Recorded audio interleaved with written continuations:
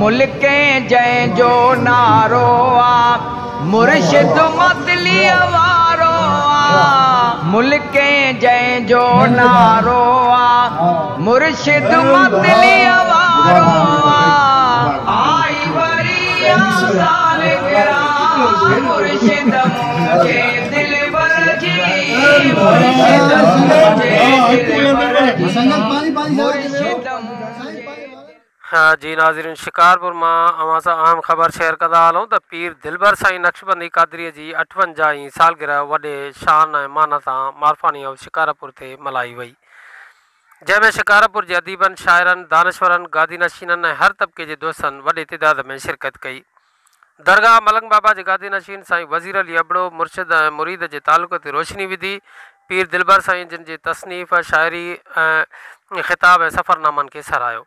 Naseem Bukhari state secretary जा फ़राइज़ ऐं दिलबर साईं सां जे शान में पंहिंजी शाइरी गज़ल पढ़िया। नसीर निमाणे मुर्शिद जे शान में मनक़बत पढ़ी। फज़ुल्ला नूरानी दिलबर साईं जिन जी शख़्सियत ते रोशनी विधी। मीर अहमद नवाज़ मारफानी कर्मी चयो त दिलबर साईं जी सोबत चोरनि ज़ानियुनि खे बि नेक बणाए छॾे थी।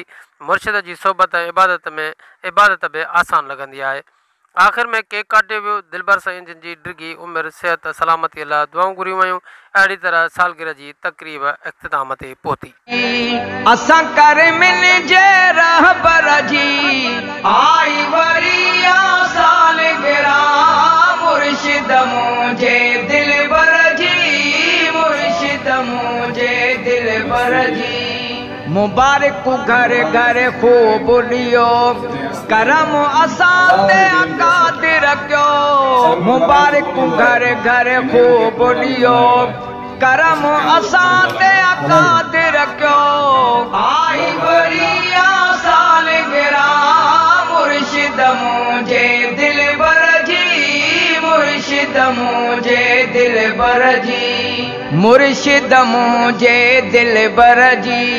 असां कर मिन जे रहबर जी आई वरी सालगिरह मुर्शिद मुझे दिलबर जी मुर्शिद मुझे दिलबर जी। जमातुल सानी भलारो आ जंहिं में जायो मुझो प्यारो आ। जमातुल सानी भलारो आ जंहिं में जायो मुझो प्यारो आ।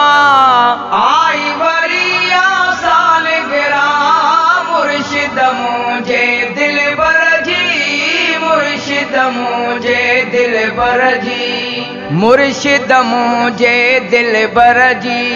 असां कर मिन जे रहबर जी आई वरी सालगिरह मुर्शिद मुझे दिलबर जी मुर्शिद मुझे दिलबर जी।